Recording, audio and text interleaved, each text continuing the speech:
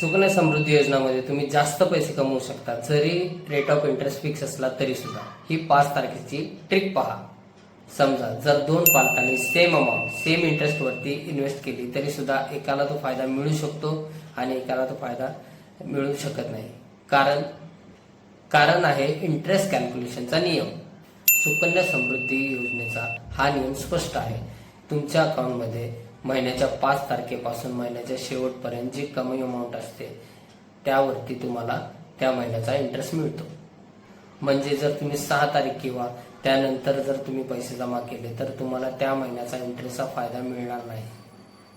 तुमचा त्या महिन्याचा तो फायदा गेला. सोपे गुपित म्हणजे तुम्हाला जर हे सर्व फायदे मिळवायचे असतील तर तुम्हाला 5 तारीख किंवा त्याआधी हे पैसे जमा करणे गरजेचे आहे. म्हणजे तुम्हाला रिच डॅड प्रमाणे स्मार्ट इन्व्हेस्टमेंट करणे गरजेचे आहे. ही माहिती जर तुम्हाला आवडली असेल तर इतर पालकांना सुद्धा हा व्हिडिओ पाठवा. धन्यवाद.